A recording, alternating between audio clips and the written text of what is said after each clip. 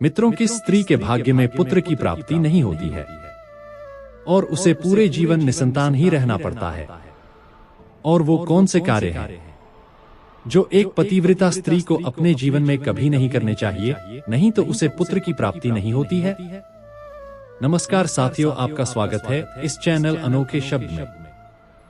साथियों, एक समय की बात है जब माता लक्ष्मी भगवान विष्णु से मिलने के लिए जाती है और भगवान विष्णु से कहती हैं, प्रभु आज मैं आपसे 3 प्रश्नों का उत्तर पूछने के लिए आई हूँ। तो भगवान विष्णु कहते हैं, हे देवी, तुम निश्चिंत होकर अपने तीनों प्रश्नों को मुझे बताओ, मैं तुम्हारे प्रश्नों का उत्तर अवश्य दूंगा। तो प्रश्नों को बताते हुए माता लक्ष्मी कहती है, प्रभु मेरा पहला प्रश्न ये है कि वो कौन सी स्त्री है जिसके भाग्य में पुत्र की प्राप्ति नहीं होती है और वो पूरा जीवन निसंतान ही रहती है। और मेरा दूसरा प्रश्न है, वो कौन सी स्त्री है जो समय से पहले ही विधवा हो जाती है और बिना पति के दुखी जीवन व्यतीत करती है। और मेरा तीसरा प्रश्न है, वो कौन सी स्त्री है जो पति के होते हुए भी एक दुखी जीवन जीती है और उसे कभी अपने जीवन में सुख की प्राप्ति नहीं होती है। तो भगवान विष्णु माता लक्ष्मी के तीनों प्रश्नों को सुनकर बोले, हे देवी, मैं तुम्हें एक कथा सुनाता हूँ जिसे सुनकर तुम्हें तुम्हारे प्रश्नों का उत्तर मिल जाएगा, किंतु बहुत ध्यान से सुनना। तो माता लक्ष्मी कहती हैं, आप कथा सुनाइए प्रभु, मैं कथा को पूरा मन लगाकर सुनूंगी। कथा को सुनाते हुए भगवान विष्णु कहते हैं, एक समय की बात है जब एक गांव में एक सेठ रहता था और उस सेठ के 2 बेटे थे और दोनों की शादी हो चुकी थी तथा सेठ और सेठ की पत्नी दोनों ही बहुत दुष्ट स्वभाव के थे और सेठ का बड़ा बेटा और उसकी पत्नी भी दुष्ट स्वभाव की थी। लेकिन सेठ का छोटा बेटा बहुत ही अच्छे स्वभाव का था और उसकी पत्नी भी बहुत अच्छे स्वभाव की थी और वो अकेले ही घर का सारा काम करती थी और घर में सभी के कपड़े भी धोती थी। इतना सब कुछ करने के बाद भी सेठ की पत्नी और बड़े बेटे की पत्नी हमेशा उसका अपमान करती रहती थी। कथा को आगे बताते हुए भगवान विष्णु कहते हैं, सेठ की बड़ी बहू का एक बेटा था और छोटी बहू को एक पुत्री थी। सेठ की पत्नी हमेशा उस पुत्री को लेकर अपनी छोटी बहू को ताना मारती रहती थी। फिर भगवान विष्णु कथा को आगे बताते हुए बोले, हे देवी, अब मैं उस सेठ की छोटी बहू की कहानी अच्छे से समझाता हूँ, क्योंकि उसकी छोटी बहू की कहानी से हमारे पहले प्रश्न का उत्तर मिल जाएगा कि वो कौन सी स्त्री है जिसके भाग्य में कभी पुत्र की प्राप्ति नहीं होती है। तो इस कथा को सुनो। उस सेठ की जो पत्नी थी वह पहले से ही बड़े ही दुष्ट स्वभाव की थी और उसके दुष्ट स्वभाव के कारण घर के सभी लोग उससे बहुत ज्यादा परेशान थे और वो अपनी छोटी बहू को बहुत ही ज्यादा परेशान करती थी। उसको परेशान करने में उसे बहुत मजा आता था। सेठ की छोटी बहू का नाम राधिका था और वो बेचारी राधिका घर का सारा काम करती थी। फिर भी सेठ की पत्नी उसे हमेशा बहुत परेशान करती थी। वो कितना भी घर का काम कर ले पर सेठ की बीवी हमेशा उसे ही डांटती रहती थी। एक दिन जब राधिका घर में झाड़ू लगा रही थी तो सेठ की पत्नी बोली, इतनी देर हो गई तो अभी तक झाड़ू ही नहीं लगा पाई। मैं मंदिर जा रही हूँ और जब तक वहां से आऊंगी तब तक खाना बन जाना चाहिए, आते ही मैं खाना खाऊंगी। फिर वो बेचारी घर की साफ सफाई करके खाना बनाने में लग गई और खाना बनाते समय वह मन में सोच रही थी, मैं घर का इतना काम करती हूँ फिर भी मेरी सास मुझे हमेशा डांटती रहती है और हमेशा परेशान करती रहती है और कभी भी प्रेम से बात नहीं करती है और घर का सारा काम मुझसे ही करवाती है। राधिका यह सब सोच ही रही थी, तभी दरवाजा खटखटाने की आवाज आई तो उसने सोचा, अभी तो खाना तैयार भी नहीं हुआ और लगता है मेरी सासू माँ आज बहुत जल्दी ही मंदिर से लौट आई है।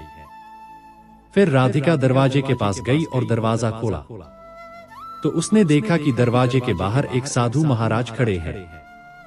फिर वो साधु महाराज राधिका से कहते हैं, बेटी मुझे कुछ भोजन करा दो, मुझे बहुत जोर की भूख लगी है। तो राधिका बोली, महाराज मैं आपको भोजन तो करा देती पर मेरी सास बहुत दुष्ट स्वभाव की है, वह मुझे बहुत डांटेगी और अभी वो मंदिर गई है, मंदिर से आती ही होंगी।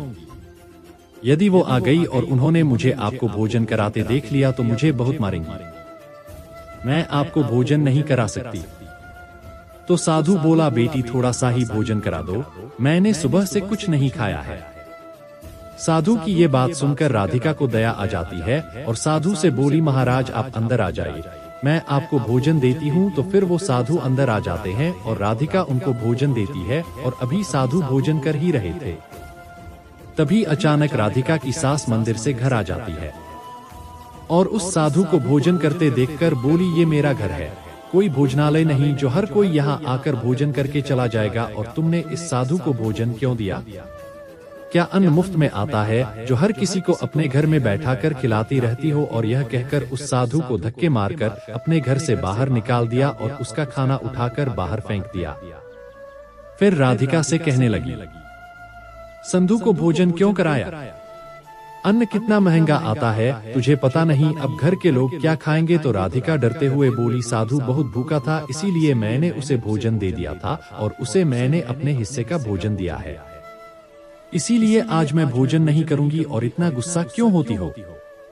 भोजन तो मैंने उसे अपने हिस्से का दिया है। ये सुनकर उसकी सास ने गुस्से में आकर राधिका को भी धक्के मार करके घर से बाहर निकाल दिया और बोली, जा अब तुझे भी इस घर में रहने की जरूरत नहीं है और अब कभी मेरे घर में मत आना। फिर राधिका दरवाजे पर बैठकर रोती रही, किंतु उसकी सास ने दरवाजा नहीं खोला। और फिर राधिका ने सोचा अब यहाँ से अपने मायके ही जाना पड़ेगा। फिर वो अपने मायके जाने लगती है तो बीच रास्ते में एक घना जंगल पड़ता है। राधिका भूखी प्यासी अपने मायके जा रही थी, तभी बारिश होने लगती है। फिर राधिका वहीं जंगल में एक पेड़ के नीचे बैठ जाती है, लेकिन फिर भी बारिश की बूंदें उसके ऊपर गिरती रहती हैं और वह भीगने लगती है। तो उसे एक और पेड़ दिखा जो काफी बड़ा था, तो वह बारिश से बचने के लिए वो उस बड़े से पेड़ के नीचे जाकर बैठ गई और रोने लगी। तभी उसे एक संत मिले और संत के कहा, बेटी तुम क्यों रो रही हो? तो राधिका ने संत को सारी बात बताई। तो संत ने कहा, वो लोग तुम्हें इसीलिए परेशान करते हैं क्योंकि तुम्हें अभी तक पुत्र की प्राप्ति नहीं हुई है, लेकिन तुम चिंता मत करो, मैं तुम्हें एक पर्ची देता हूँ जिसमें पुत्र प्राप्ति का उपाय लिखा है। फिर संत ने उसे एक पर्ची दी और कहा, इसमें लिखे उपाय को यदि तुम पूरी निष्ठा से करोगी तो तुम्हें पुत्र की प्राप्ति अवश्य होगी। और फिर इतना कहकर वो संत वहां से चले गए। मैं सोचने लगी, यदि मुझे भी पुत्र हो जाएगा तो मुझे भी ससुराल में बहुत सम्मान मिलेगा और मेरी सास मेरी बहुत इज्जत करेगी। यह सोच ही रही थी, तभी बारिश बंद हो गई और फिर उसने पर्ची को खोला और पढ़ा तो उसमें लिखा था, पुत्र प्राप्ति के लिए स्त्री को हमेशा अपने पति के बाएं और सोना चाहिए। और पर्ची में आगे लिखा था कि मासिक धर्म शुरू होने के प्रथम 4 दिवस में स्त्री और पुरुष के मिलन से पुरुष रोग प्राप्ति होता है, इसलिए मासिक धर्म के प्रथम 4 दिन पति पत्नी को मिलन नहीं करना चाहिए, तथा मासिक धर्म के 5वें दिन मिलन से कन्या की प्राप्ति होती है और 6ठे दिन मिलन से पुत्र की प्राप्ति होती है और 7वें दिन मिलन से बंध्या पुत्री होती है, तथा मासिक धर्म की 10वीं रात में मिलन करने से अतिश्रेष्ठ पुत्र की प्राप्ति होती है। और फिर उस पर्ची में लिखी सारी बातें पढ़कर राधिका अपने मन में सोचने लगी, अब मैं इसी जंगल में रहूंगी। फिर वो जंगल में ही कुटिया बनाकर रहने लगी।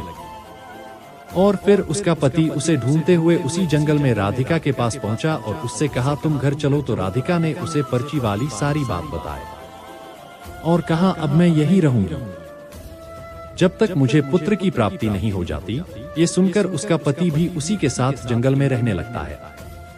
और फिर राधिका ने अपने मासिक धर्म के दौरान मासिक धर्म की 10वीं रात्रि में अपने पति के साथ मिलन किया और वो गर्भवती हो गई। फिर सुबह स्नान करके राधिका पूजा पाठ करने के लिए बैठी हुई थी, तभी उसका पति लकड़ी काटने के लिए चला गया और फिर भयंकर तूफान आया जिससे उसकी झोपड़ी उड़ गई और भारी बारिश होने लगी। और फिर बारिश से बचने के लिए राधिका उसी बड़े से पेड़ के नीचे जाकर बैठ गई और उस पेड़ पर 2 राक्षसी रहती थी जो इस समय बाहर गई हुई थी। और थोड़ी ही देर बाद वो दोनों राक्षसी पेड़ पर आकर बैठ गई और उसी पेड़ के नीचे राधिका बैठी थी। फिर वो राक्षसी आपस में कहने लगी, सोने के टापू पर चलते हैं। तो दूसरी कहने लगी, पर चलेंगे कैसे?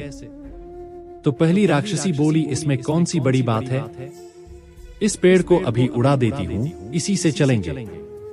इतना कहकर वो दोनों राक्षसी उस पेड़ पर बैठकर सोने के टापू की तरफ निकल लेती है और उसी पेड़ के नीचे पेड़ की जड़ पर राधिका भी बैठी थी, इसीलिए साथ में वो भी उड़ने लगती है।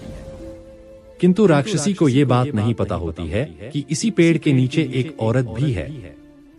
फिर कुछ ही देर में वो दोनों राक्षसी सोने के टापू पर पहुंच जाती है और फिर दोनों राक्षसी को भूख लगी तो वो दोनों पेड़ से उतरकर शिकार करने के लिए चली गई।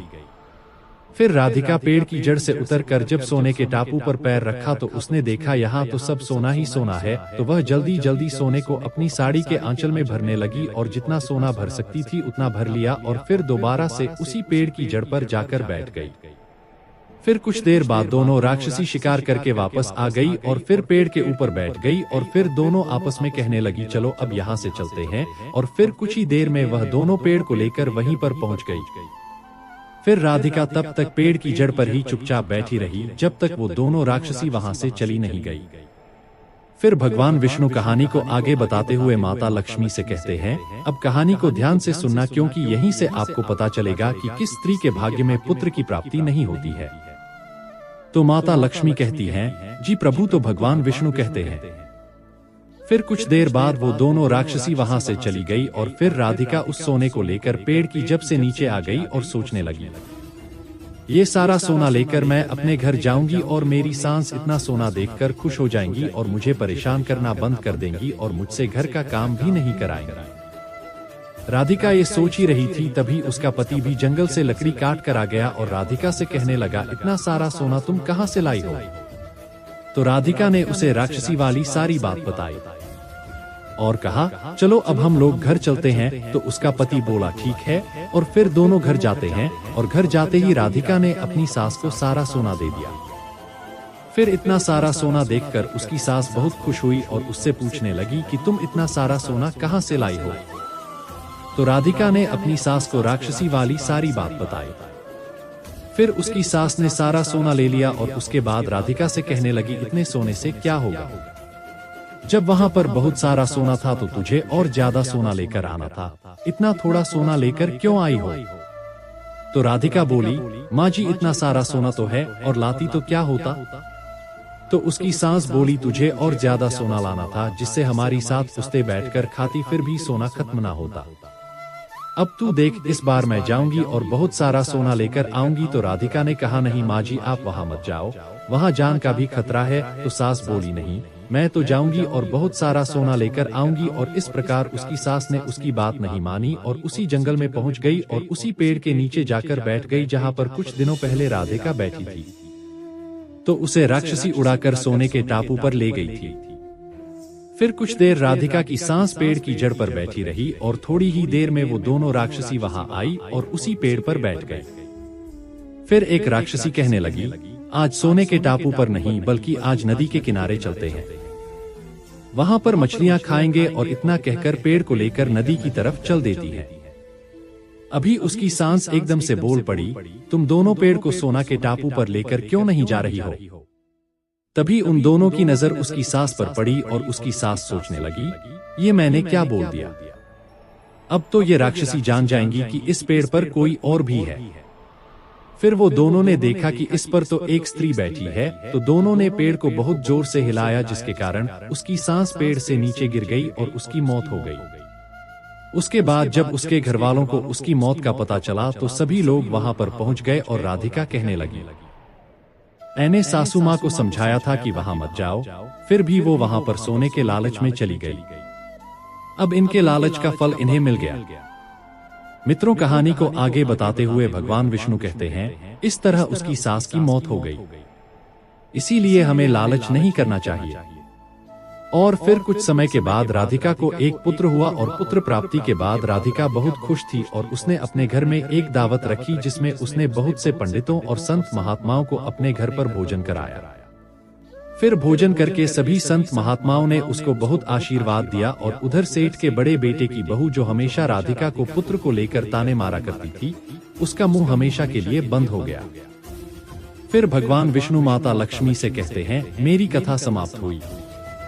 अब मैं तुम्हें तुम्हारे प्रश्नों के उत्तर देता हूँ। तुम्हारा पहला प्रश्न था कौन सी स्त्री के भाग्य में पुत्र की प्राप्ति नहीं होती है और वो पूरा जीवन निसंतान रहती है। तो जो स्त्रियां संत द्वारा दिए गए पर्ची में लिखी बातों के विपरीत कार्य करती है उनके भाग्य में पुत्र की प्राप्ति नहीं होती है। और जो स्त्रियां अपने पति का आदर नहीं करती है और हमेशा उनसे लड़ती झगड़ती रहती है और अपने पति से हमेशा नाराज रहती है उनके भी भाग्य में पुत्र की प्राप्ति नहीं होती है। एक स्त्री को अपने पति का आदर सम्मान करना चाहिए। और तुम्हारा दूसरा प्रश्न था कि वो कौन सी स्त्री है जो समय से पहले ही विधवा हो जाती है और बिना पति के एक दुखी जीवन जीती है। तो समझ लो, जो स्त्रियां पति के होते हुए भी मांग में सिंदूर नहीं लगाती है और ना ही मंगलसूत्र पहनती है, और जहां भी जाती हैं बिना सिंदूर और बिना मंगलसूत्र के जाती हैं, तथा पति के कहने पर भी उसकी बात नहीं मानती हैं और पराये मर्दों के साथ संबंध बनाती हैं, तो ऐसी स्त्रियां समय से पहले ही विधवा हो जाती हैं।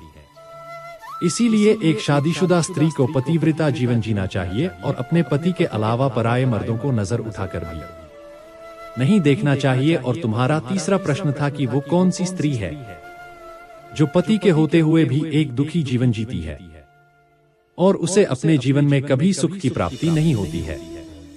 तो समझ लो, ये वो स्त्रियां हैं जो सुबह देर तक सोती रहती है और सुबह 8 या 9 बजे के बाद उठती है और बिना स्नान किए ही भोजन बना देती है और पूजा पाठ भी नहीं करती है, और कहीं भी जाना होता है तो अपने पति की बिना आज्ञा के चली जाती है, पति के मना करने पर भी नहीं मानती है, पति की एक भी बात नहीं मानती है। तो ऐसी स्त्रियों के जीवन में कभी सुख की प्राप्ति नहीं होती है और हमेशा दुखी जीवन जीती है। इसीलिए एक पतिव्रता स्त्री को हेमशाह चरित्रवान रहना चाहिए और प्रातःकाल में उठकर स्नान आदि करके पूजा पाठ करके फिर भोजन तैयार करना चाहिए, जिससे कि घर में सुख शांति आती है। और माता लक्ष्मी की पूजा भी करनी चाहिए, जिससे कि माता लक्ष्मी प्रसन्न होती है। साथियों, आपको ये वीडियो कैसी लगी हमें कमेंट्स करके जरूर बताना। धन्यवाद।